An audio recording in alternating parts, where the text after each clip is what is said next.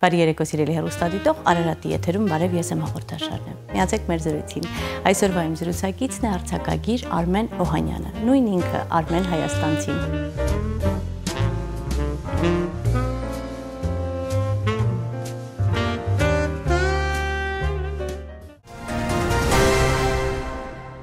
Բարի երեկո, շնորհակալ եմ հրավերն ընդունելու համար եւ ժամանակը մեզ հետ կիսելու։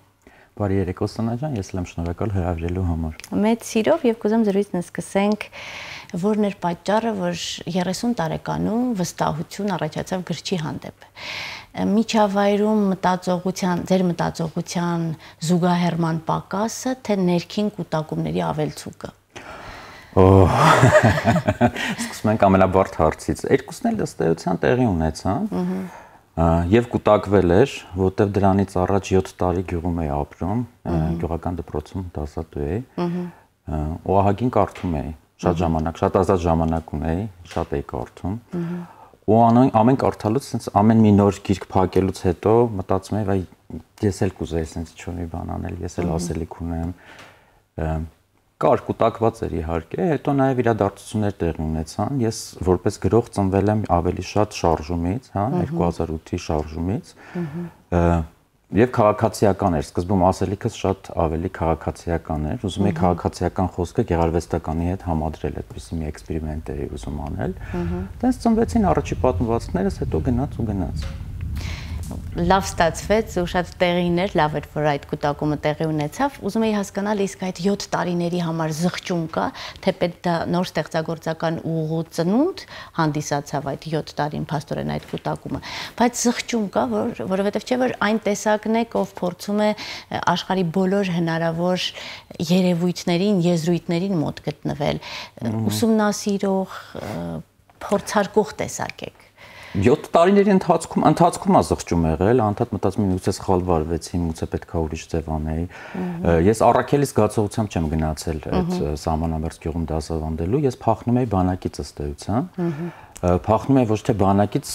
այլ ավելի շատ հրամաններով ապրելու կյանքից, որտեղ չէի կարող պատկերացնել իմ համար այդ մեծ ողբերգությունները ու նաև վախ էր, շատ ռեալ վախ էր, ամեն օր sense դողում է այն մտքից, որ ինչ որ մեկը պիտի ասի հավսար, զգաս, տարում են վեր կաց, վազի, գնա, արի, երբեք չեմ պատկերացրել, որ դա հնարավոր է ու ինձ իմանալով գիտեի, որ ես հակառակվելու եմ, ինձ իմանալով հասկանում եմ, որ խնդիր եմ ստեղծելու նաև ու այդ տարիներին կար նման հնարավորություն, տարեկետման հնարավորություններ ըստ էության, պայմանավորվածություններ կարծես թե պաշտպանության նախարարության եւ կրթության նախարարության միջև, գնում ես սահմանամերձ գյուղերում, աշխատում էին ուսուցիչ, քանի դեռ աշխատում էին որպես ուսուցիչ, չէին զորակոչվում։ Ու այդպես էլ մնացի մինչև 27 տարեկան։ Ստեղծագործական ծառայություններ։ Ամեն դեպքում կարելի է համարել այլընտրանքային ծառայության պես մի բան էր։ Չեմ զղջում, շատ հավես տարիներ էին, շատ լավ անցան։ Իսկ այդ ընթացքում ուսումնասիրությունների ժամանակ հրապույրներից ամենամեծը որն էր կամ ներքին որոշման համար ամենամեծ ոգեշնչումը, որ ստեղծագործություններ կամ որ հեղինակներ։ Հիմա տենց հատուկ չեմ հիշի իհարկե, բայց նաև անձնական պատմություն կա, երբ որ ես գյուղում եմ ու մայրական պապիկս երբ որ մահացավ, արգղեր գտանք, այսինքն մենք գիտենք, բոլորս գիտենք, որ ինքը անընդմեջ գրում է։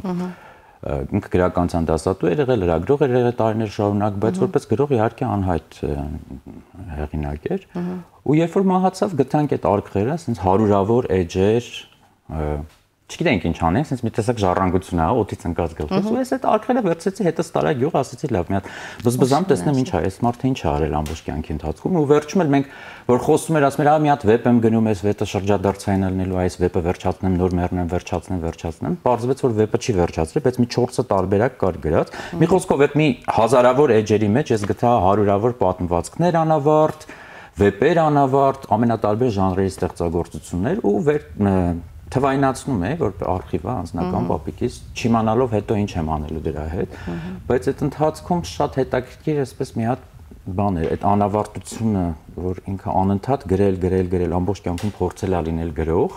եւ երևի թե հոգու խորքում հավատացած ա եղել, որ ինքը հենց գրող է նախ եւ առաջ, բայց երբեք չի համարձակվել վերջացնի, միջև վերջ չի գնացել ոնց որ թե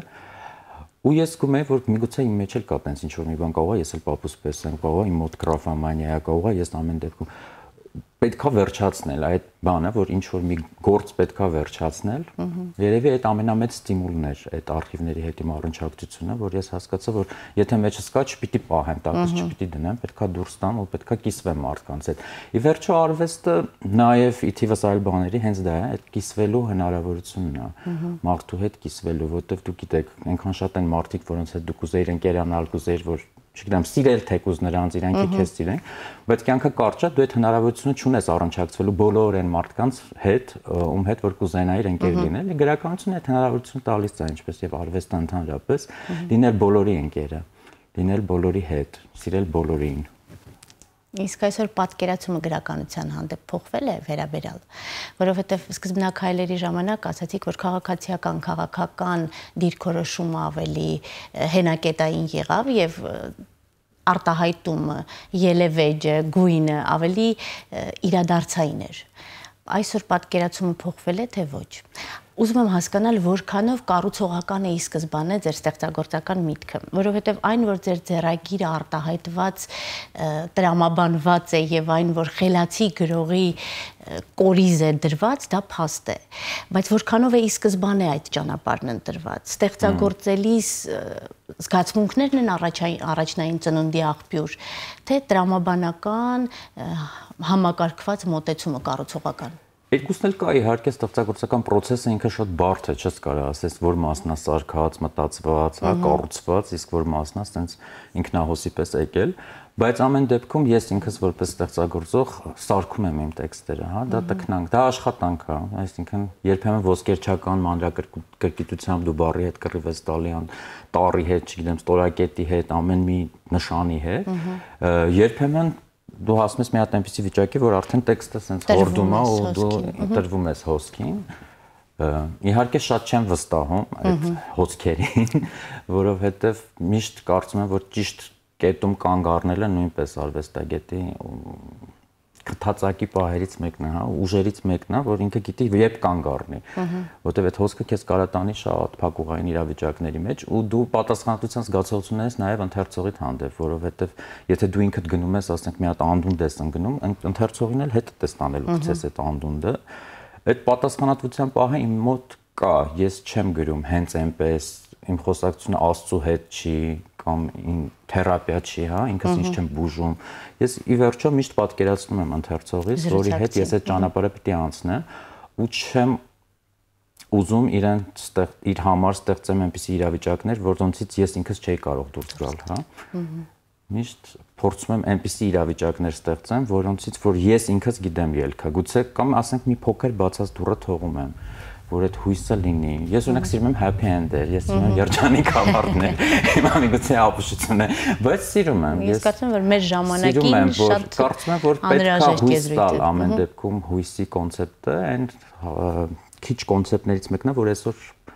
ինձ թվում է, որ մեր ընթերցողը դրա կարիք ունի, որտեղ շատ անհուսալի է վիճակը, շատ էս ապագա չկա, այս երկրում մնալը ոչ մի բան, այս խոսակցությունները շատ են, ու ինչ որտեղ չեմ ասում, որ գրականության պարտքն է մարդկանց sense ռոպագանդա անել, մարդկանց առաջնորդնել, հույս տալ, օպտիմիզմ ներշնչել եւ այլն, բայց ի վերջո այս ամեն ինչի տակ կա նաեւ ճշմարտություն, որ եթե դու այդ հույսը ունես, չես խափում, այսինքն դու իսկապես հեղինակ, դու իսկապես գիտես, որ հույս կա։ Այդ դեպքում կիսիր այդ զգացողությունը ընթերցողի հետ։ Այլ բան է, եթե դու ինքդ հույս չունես, ու տենց էլ մտածում ես, որ այս երկրում ապագա չկա, թողնենք թռնենք ստեղից եւ այլն, բայց խափում ես ընթերցողից, իբրտե չէ, դու մնա, ես գնամ, տենամ Ամերիկայում ոնց է կյանքը։ Այդ դեպքում հա, իհարկե, բայց ընթերցողը միշտ գիտի ինքը միանգամից վարկանաբար հասկանում է, որտեղ էս կեղծը, որտեղ էս իսկապես մտածածը դասել։ Ժանրի ընտրությունը որքանով մտածված է։ Ստեղծարարական մտքի լայն օգտագործման հնարավորություն է սա ձեզ համար։ Անշուշտ։ Մտածված թե ժանրն է ձեզ գայթակղել։ Դե ես ասեցի, իմ տեքստերի մեծ մասը սարքովի են, սարքած են, հա, դրանք սենց աշխատված տեքստեր են, որտեղ որ գուցե ընթերցելիս կթվա թե ինքը սենց հոսում է, հալած յուղի կարակի, չգիտեմ ինչի պես, բայց իրականում իր վրա աշխատանք կա թափած, որպեսզի ինքը հենց այդպեսին էլ լինի, արագահոս լինի, երգեցիկ լինի, երբեմն ինձ ասում են, որ շատ է ստուրկ տալիս այդպես հանգին, պոետիկ արձակին, ռիթմին, տեքստի մեղեդայնությանը։ Իմ համար դրանք կարևոր են, իհարկե, Ժանրն էլ գալիս է հիմա կախված նրանից, թե ինչ ես ուզում ասել, ինչ ծավալի բան ես ուզում ասել, երբեմն դժվար է վիպականության մեջ օրինակ դժվարություններ կան, որովհետև մեծ խոշոր վեպեր գրելը մի քիչ ավելի հենց արձակագրի համար sense մի հատ այնպեսի ծանրաձող է, որ ինքը պետք է շատ լավ մարզավիճակում լինի, որ մոտենա ուղղակի, որովհետև հարյուրավոր էջեր լսնել տեքստով դա դեռ չի նշանակում վեպ գրել։ Ստեղծագործությունը համակել։ Հա, կարա լինի ավելի կարճ, բայց ինքը վիպական լինի ասելիքի մեջ։ Ինձ հետաքրքիր է, ես կուզեի վիպականացնել իմ ժամանակները, որովհետև կարծում եմ, որ ես բախտավորություն եմ ունեցել շատ հետաքրքիր սերնդի ներկայացուցիչ լինելու։ Մենք տեսանք Սովետը մի քիչ, շատ քիչ, բայց տեսանք ամեն դեպքում։ Մենք տեսանք շատ հետաքրքիր մի ժամանակաշրջան, վերակառուցումը կամ պերեստրոյկան, այդ ամբողջ կայսրության փլուզումը մենք տեսանք, ապրեցինք։ Ընդ որում տեսանք շատ հետաքրքիր մանկական աչքերով։ Որոշ բաներ հասկանում ես, որոշ բաներ միֆականացնում ես։ Ես դեռահաս ենք, այսինքն հետո տեսանք մենք իհարկե անկախությունը, տեսանք այդ չարչրկված մութ ու ցուրտը, որ հիմա ասում են նաև հաղթանակի տարիներ, երկու ձև էլ կարանք նայենք ի վերջո, չէ, Երևանում մենք տեսանք, ասենք թե դիակները որ գալիս են, մութ ու ցուրտը հոսանք չկա, ցուրտ ձմեռներ, իսկապես ծանր, բայց մեր համար արկած էր։ Որտեղ գնում ենք ծառ ենք հատում, ես ինչ ենք անում, հացի հերթերում կռիվներ ենք տալիս եւ մեր համար մենք մանուկ ենք, մեր համար տենց մի մեծ ողբերգություն տեղի չի ունեցել։ Իսկապես արկածներով լի մի կյանք էր, որ պիտի պատմվի ի վերջո այս սերնդի համար, եկող սերնդի մասն է խոսքը, դրանք չափերված օրեր տարիներ են եւ հետաքրքիր։ Հետո տեսանք արդեն մնացածը։ Եվ այս հազարամյակների անցման պահը շատ հետաքրքիր ստացվեց։ Ինձ թվում է, որ մենք շատ հարուստ կենսափորձ ունեցող սերունդ ենք, մի քիչ կորսված սերունդ ենք, որտեղ ի վերջո մեր երազած Հայաստանը հայրենիքը հնարավորություն չունեցան կառուցելու, չնայած մեզանից շատերը գնացին, դարձան նախարարներ եւ այլն, սերունդի մասին է խոսքը, բայց ի վերջո դրանք այս իմ սերունդը չդարավ այն սերունդը, որը իսկապես կառուցում է այս երկիրը կամ բերում է ժողովրդավարություն Հայաստան, այս առումով մենք թե երևի թե քաղաքական առումով մի քիչ տապալված սերունդ ենք, բայց հա, մեր կենսափորձի առումով շատ հետաքրքրական է ու կուզեմ այս պատմությունները պատմել։ Ժամանակ լինի, առողջություն լինի, ամենակարևորը, ոգևորությունը միշտ էլ կա, կարելի է։ Ես շատ կուզեմ, որպեսզի այդ գործին լծվեք, որպեսզի ձեր այդ ամբողջ կուտակումներն ու աշխարհընկալումը ներկայացնեք ընթերցողին, ձեզ սիրող հասարակությանը, ովքեր իսկապես սպասում են եւ ոգեշնչվում եւ հնարավորություն են ունենում նուրբ երանգներին առնչվելու, որոնք գուցե եւ ձեր սերնդակիցները անտեսել են, չեն նկատել ստեղծագործական միտք եւ հենք չունենալով։ Իսկ դուք ձեր տեսակին համապատասխան կարողանում եք այդ երանգները գունապնակը ներկայացնել։ Ես կուզեմ հասկանալ համահեղինակությունը ինչպես միտք առաջացավ համահեղինակության ձեր ներսում եւ արդյոք սա չի նշանակում, որ մեր ժամանակները ունեն որոշակի մեկնության բաց թողում։ Արվեստագետներից մեկը Կազինին, եթե չեմ սխալվում, անդրադառնում է այն խնդրին, որ մենք այսօր ունենք լուրջ գլոբալ խնդիր մեկնաբանության նվազության։ Մենք տարբեր հեքիաթներ մեկնաբանում ենք այնպես, ինչպես արդեն ընդունվել է այդ ձևաչափը եւ տարիներ շարունակ այդ մտքի, այդ ողբի կամ այդ երջանիկ ավարտի կրողն ենք, բայց իրականում հեղինակները տվել են շատ ավելի լայն մեկնաբանության հնարավորություն։ Գուցե սա է ձեզ մոտ համահեղինակության նաև նախաձեռնության սկիզբն առաջացրել։ Նաև իհարկե դա, համահեղինակությունը իմ ամենասիրած բաներից մեկն է, ես դրա մասին ժամերով կարող եմ խոսել, բայց այն ամենահիմնական պահը իհարկե դա, որ ստեղծագործությունը կապվում է արարչագործության հետ, հեղինակը որպես անհատ ենթադրվում է, որ ինքը աստծոպես Աստվածն է, հա, որ ոնց Աստված ստեղծեց, չգիտեմ, աշխարհը, ամեն ինչ, ամենայինը, այս հեղինակն էլ ինքը մենակով պետքա ստեղծի մի հատ այդպիսի աշխարհ, ու մրցակցում է Աստծո հետ այդ իր արարչագործության մեջ, նախապես իմանալով, որ իր ստեղծածը իհարկե մի քիչ ավելի թույլ լինի կամ Ենթադրվում է, որ այդպես է, հա։ Ես դրան դեմ եմ, այս ստեղծագործականության մեջ ես բազմաստվածության կողմնակից եմ։ Նույնիսկ քրիստոնեության մեջ Աստված մենակով չի, ինքը Սուրբ Երրորդությունն է, չէ՞։ Մենակ չի ամենայն դեպս։ Իսկ ստեղծագործականության մեջ ինչ եմ շատ սիրում մենակ կինոն եւ այլն, որովհետեւ դրանք կոլեկտիվ, այսպես ասած, համահեղինակների արվեստ է վերջը, կա ռեժիսորը, կան դերասաններ, բայց առանց մեկը մյուսի չի ստեղծվի։ Նույնը նաեւ գրականության մեջ Իհարկե գրականությունը ավանդաբար շատ անհատական արվեստ է, այսինքն գրողն է, իր այդ սպիտակ թղթի առաջ այդ վիճակը, ինքը պետք է գրի, ստեղծի ամբողջ։ Բայց մյուս կողմից գրականությունն էլ ունի նախ շատ հաջողված փորձեր համահեղինակության եւ շատ սիրված, ասենք Իլֆի Պետրովը Հայաստանում շատ սիրված հեղինակներ են իրենց մենք հայ գրականության մեջ ավանդույթ չունենք, ասենք շատ չեն նախադեպերը, բայց կան իհարկե Լավ կլինի, կայֆը, այսինքն հաճույքը, որ դու ստեղծագործում ես, ոգևորվում եք իրարով, հա, կիսվում եք իրար հետ։ Ի վերջո հայ գրականությունը մի վիճակի մեջ հայտնվեց, նույն ժամանակակից արձակի մասին ավելի շատ խոսքը, երբ որ գրողները սկսեցին իրանք իրար կարդալ, իրանք իրարով, այսինքն շատ ընթերցողներ չունեին, հա, ես գրում եի, իմ գրող ընկերների համար կարդում էի, իրանք հավանում էին, չէին հավանում, մենք խոսում էինք, խոսակցությունը շատ մարգինալիզացվեց, sense չասենք մարգինալիզացվեց, բայց փոքր ակումբի պես ինչ-որ մի վիճակ ստեղծվեց, եւ այդտեղ իմ մոտ միտք առաջացավ, ինչի՞ չէ պետքա ոչ միայն իրար համար լինենք ընթերցող, իրար գնահատող, այլ նաեւ հնարավորություն ստեղծենք համահեղինակության մեջ որ բաներ անելու։ Կուզեմ այդ շարքը շարունակվի, ճիշտ ասած ընդամենը 2 գործ եմ համահեղինակությամբ գրել, 2 պատմված, մեկը Արամի հետ Պաչյան, մյուսը Լիլիթի հետ Կարապետյան, բայց կուզեմ շարունակել, որ շարք լինի։ Ես շատ եմ վայելում այդ process-ը ու ամենահավես բանից մեկը այն է, որ հետո ընթերցողն էլ չի հասկանում։ Այս Արամի տեքստը, այս տողերը Արամինն է, ամեն դեպքում թե Արմենինն է։ Շատ հետևողական ընթերցող գուցե մեկ-մեկ ճիշտ գուշակի, երբեմն չէ։ Դու ինքդ էլ կարդալուց հետո չես հասկանում տեքստը այնքան, հա, որ չես էլ հիշում, այս մասը ես էի արել, թե ինքն էր արել, ու հավեսա, որովհետև ի վերջո պրոդուկտը այն ինչ որ ստացվում է, հա, արդյունքը իսկապես մի լրիվ ուրիշ բան է դառնում,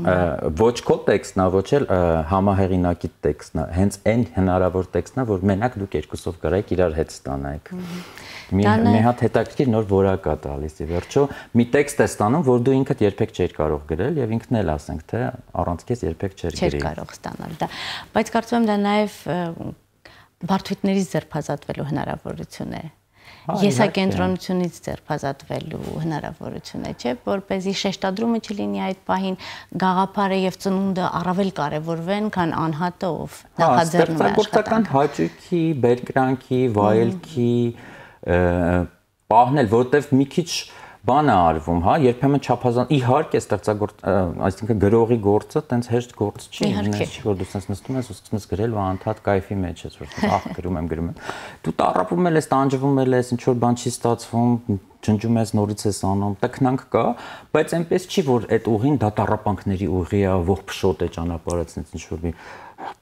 Այդպիսի ճանապարհ չի, ինքն էլ իր վայելքներն ունի, իր հաճելի պահերն ունի, այն որ ստացվեց, ասենք թե փակում ես, հետո կարդում ես, ասում ես, այս ես եմ գրել, այս ինչ լավ է ստացել, եւ այդ վայելքը կիսելու, հաճույքը կիսելու պահն է համահեղինակության մեջ կամ համաստեղծագործականության մեջ ընդհանրապես, որ շատ եմ արժևորում, որտեղ միասին ուրախ, միասին, գիտեք, երեխա մեծացնելն է, այսինքն դու չես միակ ծնողը կամ դժվար է, չէ, որ դու համ մայրն ես, համ հայրն ես, համ ամեն ինչն ես, այդ գրի նկատմամբ այդպես ես դիրքավորված, ու նենց ես կարճում ինքդ քո տեքստից, որ սկի բացել չես, դու պետքա բաց թողես, որ ինքը գնա ինքնուրույն կյանքով ապրելու։ Հա, ոնց որ նույն համեմատությամբ, հա, պրիմիտիվ է, բայց հենց տենց է, ոնց ծնողը, ասենք, լավ ծնողը այն չի, որ երեխան անդադ գրկած, հենց պահում է, վայ, հանկարծ վրան փոշի չնստի, այլն, որ թողում է երեխան սոցիալիզացվի, տանում մանկապարտեզ, ընկերներ եւ այլն, չէ, հերվից, բայց նայում է, ինչ է կատարվում երեխու հետ։ Մինչև չափահաս դառնա գնա իր կյանքն անի, բայց ինչքան կարճած մնա այդ պորտալները այնքան դժվար կտրվի։ Մեկ գրողներից շատերի մոտ ես նկատեցի, որ այդ էլ արդարացված է ի վերջո, որովհետև այդ գրի նկատմամբ ոնց ասեմ, հոգատարությունը չկա ընթերցողական լսարանի կողմից կամ գրականագիտական մտքի կողմից։ Նենց չեմ փայփայի սիրի, հա, քո ստեղծածը, ոնց որ դու ինքդ ես տես կպած, ու տես մի հատ պահ առաջանում, որ շատ են կարճում իրենց գրածից ու չեն թողում, որ դառնա ընթերցողինը։ Բայց ի վերջո հենց այդ այս ամբողջ զրույցը դրանից սկսեց, որ այստեղ արվեստը հենց այդ կետից է սկսում, երբ որ դու քեզնից պոկում ես ինչ-որ մաս ու տալիս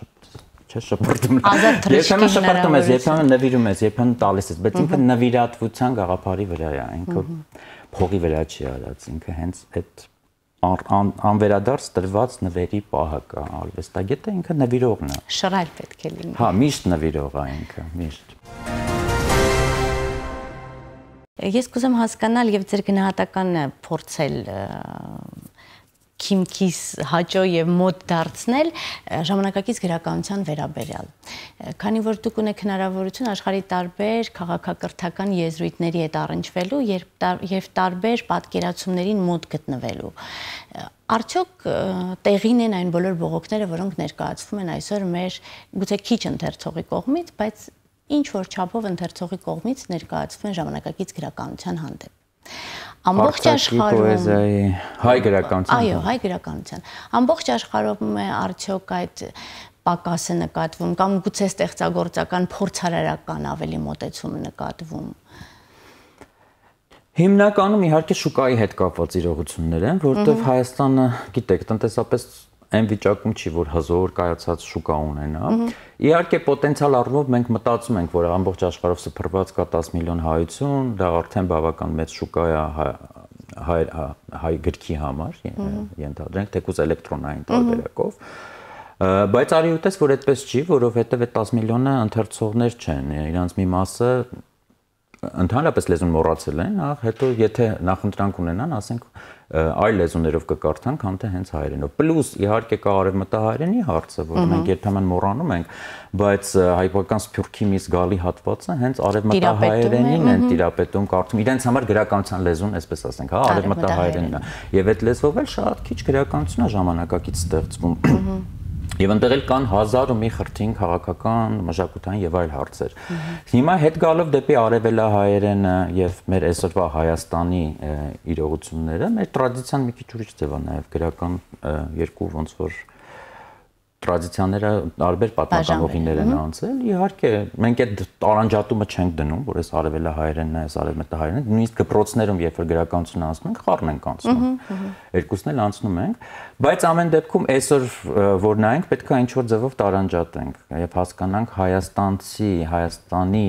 շուկան ովքեր են, ինչ մարդիկ են եւ ինչ տիպի գրականություն են պատրաստ կարդալ, թեկուզ ասենք գումար տալ, առնել եւ այլն։ Ես կարծում եմ, որ շեշտը պետքա դրվի ավելի շատ կենթանի գրողների վրա, իսկապես ժամանակակից այն գրողների, որոնք որ ունեն նաեւ սոցիալական կապիտալ, կոպիտ ասած, այն գրողների, որոնց հետ ընթերցողը կարա խոսի, որոնց հետ կարա ընթերցողը հանդիպի, որոնց հետ կարա ընթերցողը սրճի, որոնց հետ ընթերցողը կուզենա նաեւ հարաբերվել։ Հիմա դա պարտադիր նախապայման չի, որտեղ գիրքը կա, հիմա հեղինակը Գողա շատ վատ տհաճ մի հատ անձնավորություն է, որ ոչ մի ցանկություն էլ չունես շփվելու, բայց գիրքը սիրում ես, հավանում ես, բայց ամեն դեպքում կենթանի կապերը դրանք շատ ավելի կարևորված են այսօր։ Պլյուս իհարկե կա ասենց մի հատ հիմար ենթադրություն, որը ոչ մի վիճակագրությամբ էլ արդարացված չի, որ այսօր մարդիկ ժամանակ չունեն, իրանք չեն կարդում, հավես չունեն երկար տեքստերի մեջ խորանալու, դա բացարձակ այդպես չի։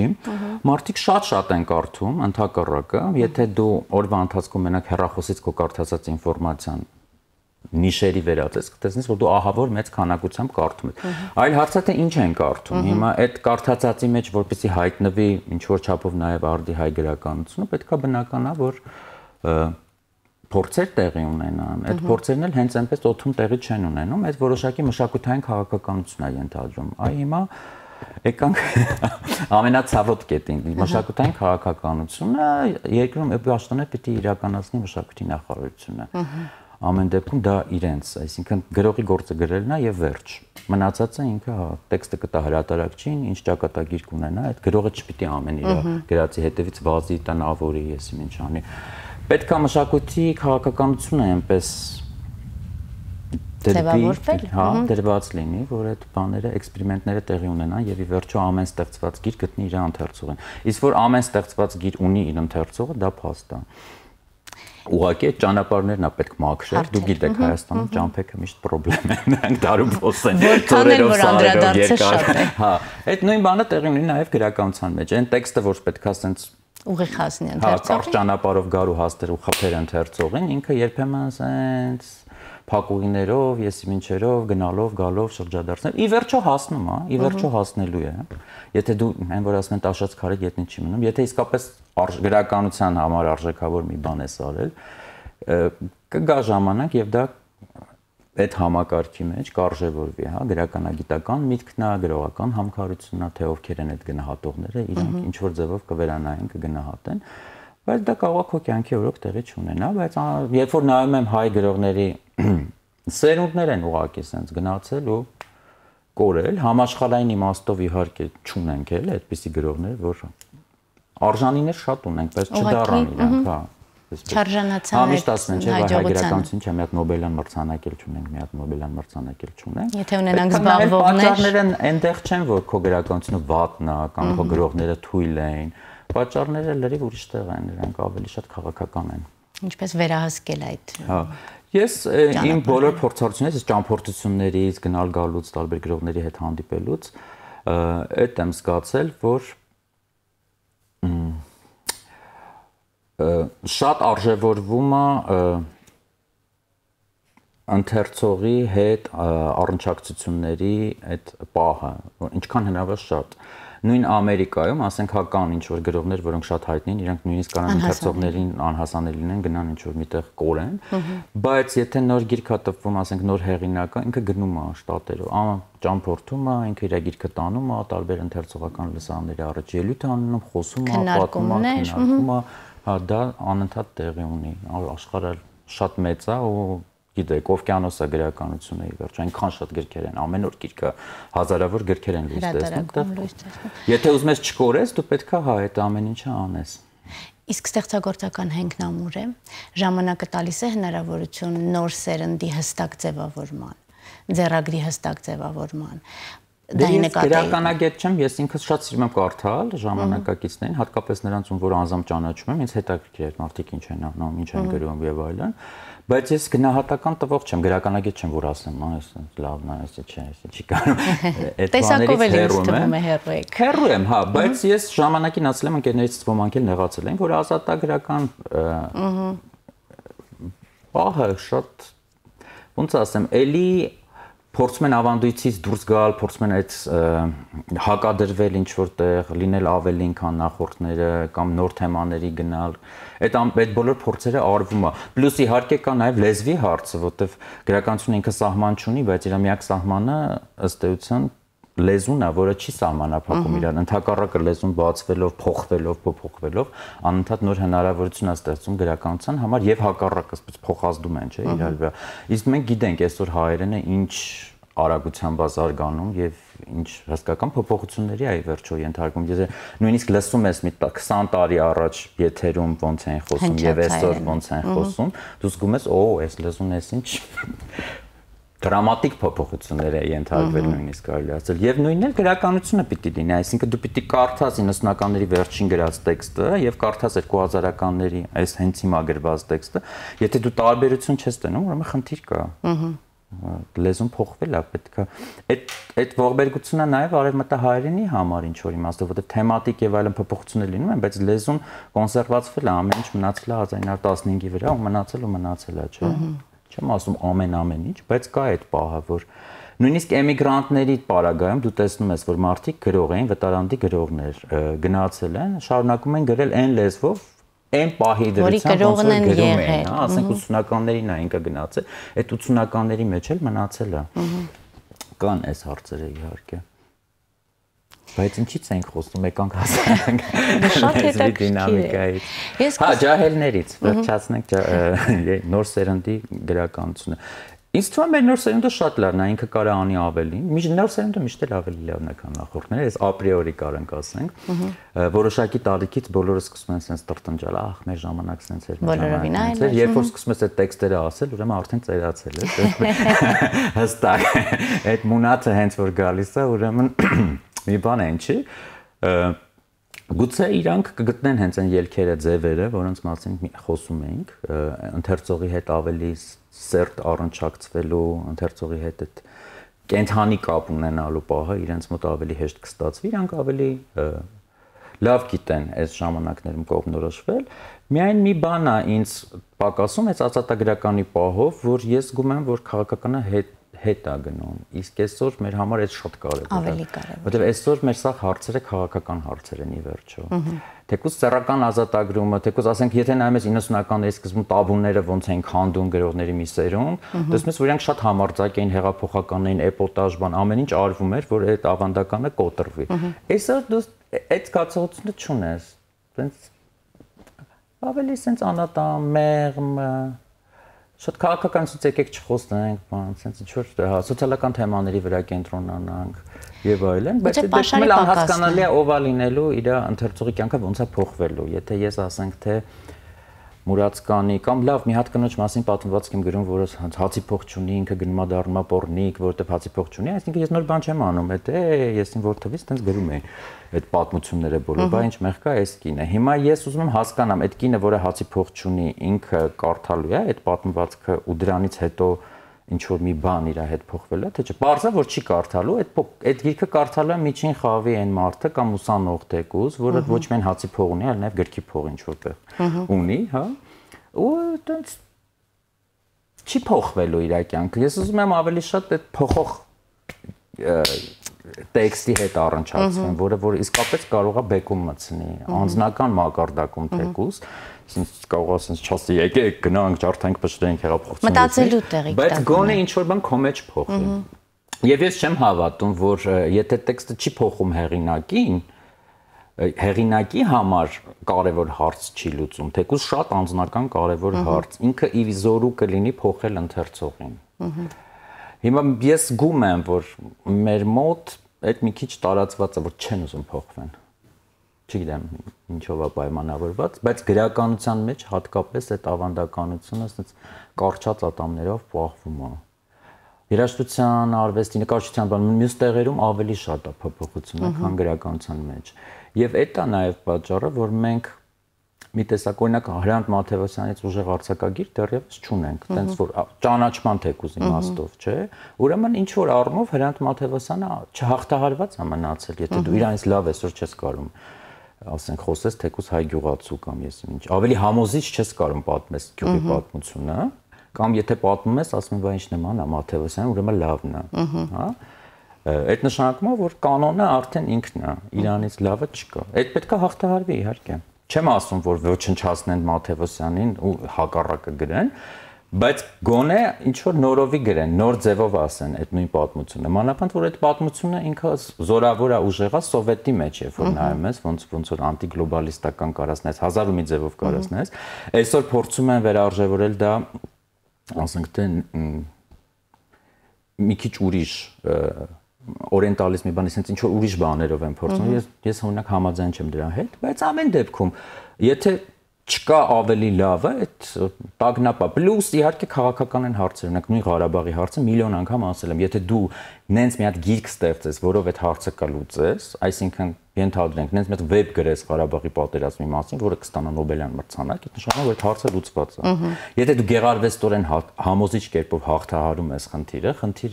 դե ես իդեալիստ եմ այդ իմաստով, խնդիրը իրականում հաղթահարվում է, ռեալ կյանքում քաղաքականության մեջ հաղթահարվում է։ Ես կարող եմ գրած գալ ցանկացած մարդու հետ, եթե մենք իսկապես ունենանք վեբ կամ վեբ չէ, ֆիլմ Ղարաբաղի մասին, որը որ Օսկար կտանի, այդ նշանակում է, որ հարցի լուծումը վերջ։ Բայց ցավոք սրտի մենք նույնիսկ ցեղասպանության մասին ֆիլմ չունենք, որը Օսկար տանում է, Օսկար կշահի, այդ դեպքում տեսնում ես, որ այդ հարցը չի լուծվելու, մինչև որ չստեղծվեն այդ գործերը։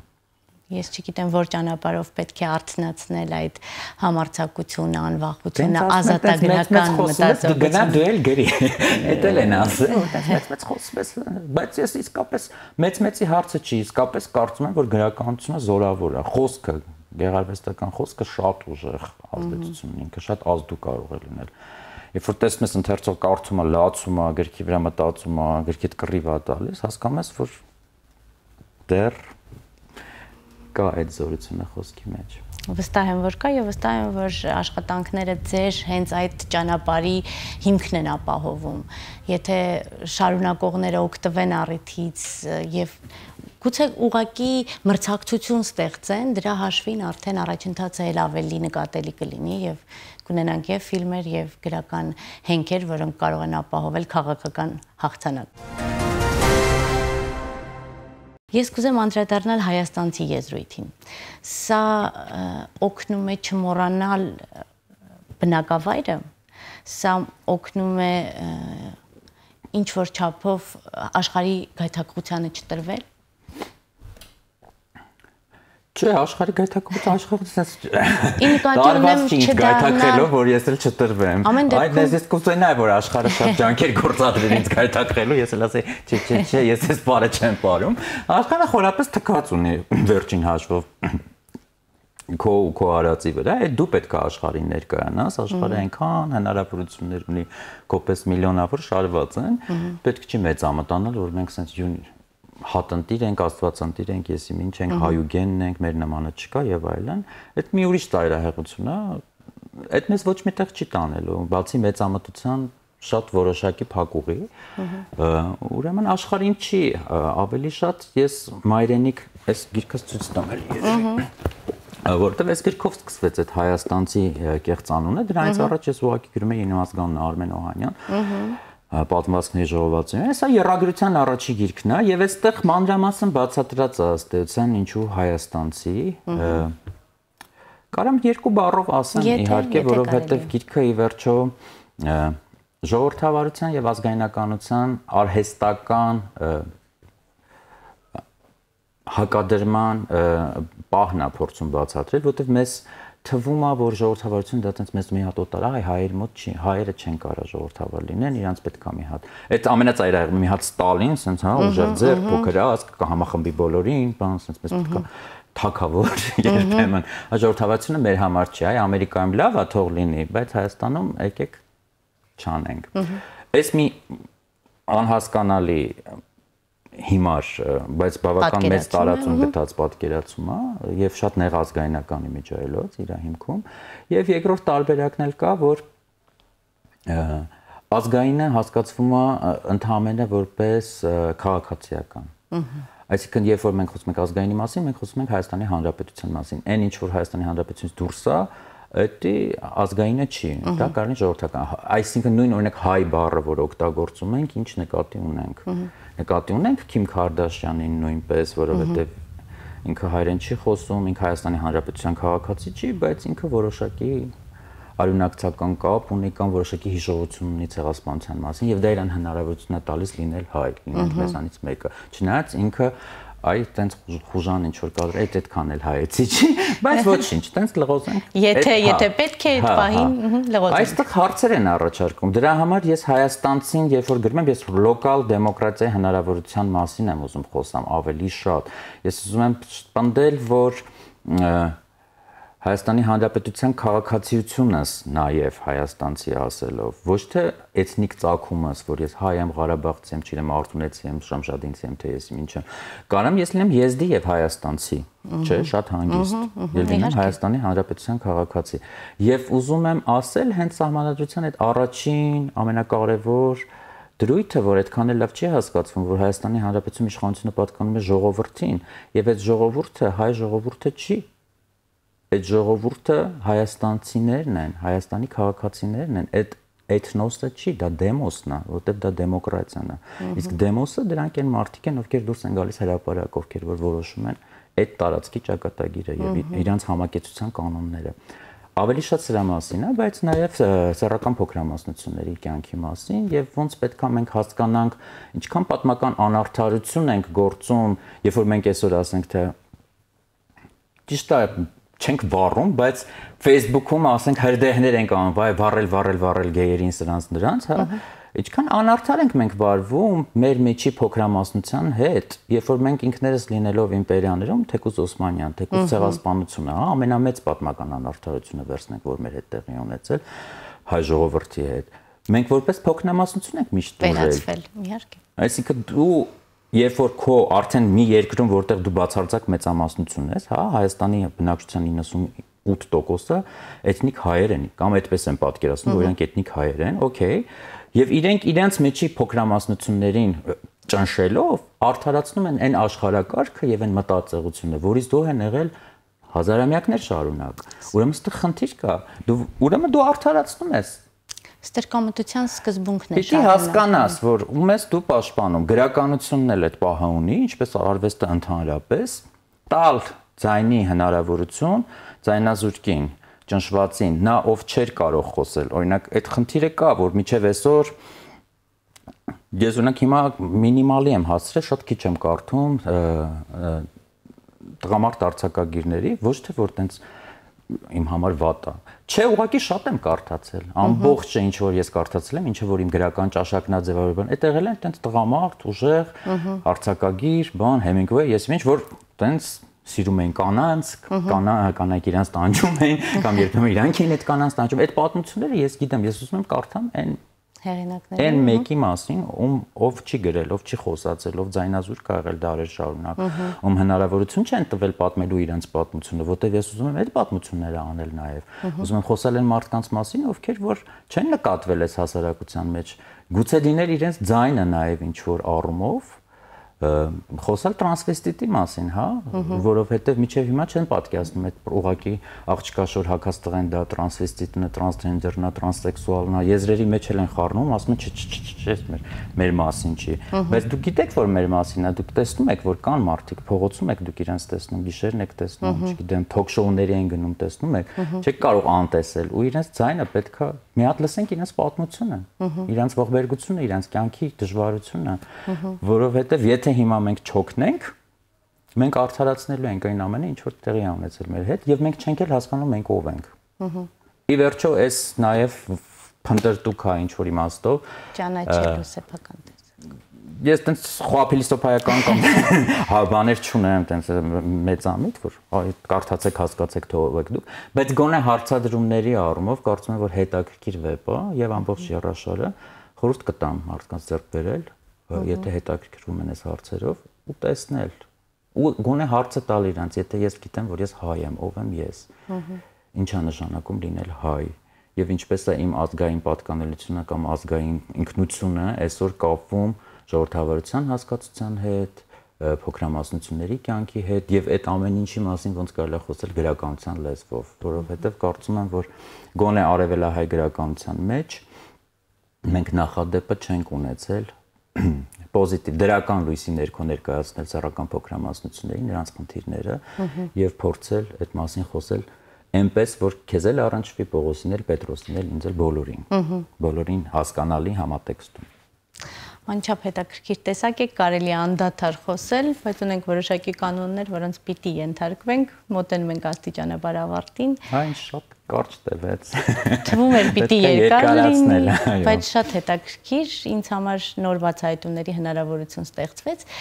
Այնուամենայնիվ ենթադրում եմ ձեզնից էլ լսել վերջնահարցի պատասխանը, ես եմ ասելով ինչ եք հասկանում։